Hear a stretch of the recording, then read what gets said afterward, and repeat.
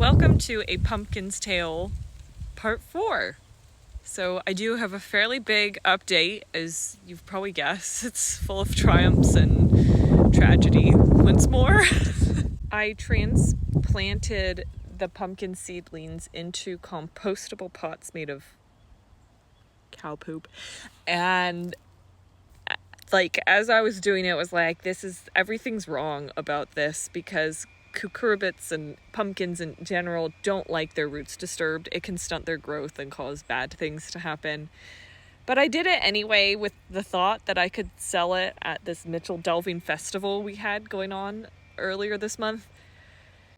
I also chose the strongest looking of the seedlings and planted them straight into our recently prepared garden bed, and at the same time I tried a new hack that I learned about snipping off just the very tip of a pumpkin's outer casing on the seed before planting it.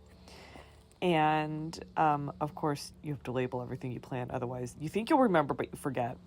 So here they are, just about a week, I want to say, after, and you can see the new seedlings are germinating.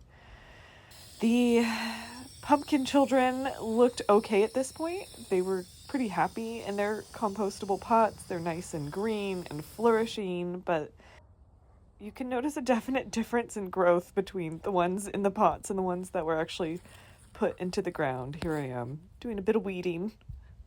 A Jerusalem artichoke that's trying to take over that bed. But all of the seedlings in the garden bed have had fairly significant growth at this point.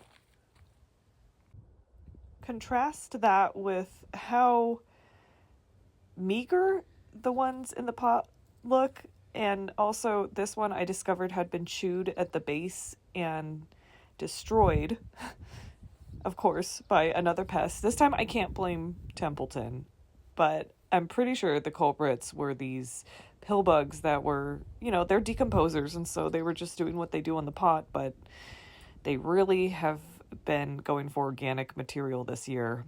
And I don't know if they were nibbling on the roots, but obviously these pumpkin children were not happy.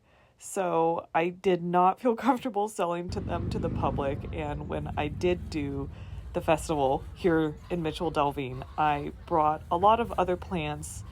I sadly did not bring any of the pumpkin plants because I didn't feel comfortable selling them to the public. I thought maybe I could give them away for free, but ultimately it turned out to be a good call, because other than the ones I planted in the garden, none of the Cinderella pumpkin children that I put into little compostable pots are still with us. And I think that's my fault. I think that I did too much transplanting and didn't look after them and put them into the ground when they needed to go into the ground.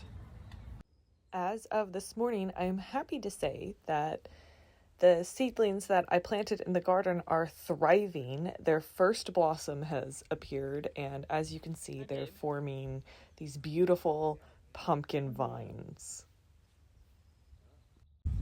So despite the loss of the siblings, or impending loss of the siblings, I'm going to continue doing these updates to show you the progress of the pumpkins that are alive and well in the garden still. So stay tuned for more.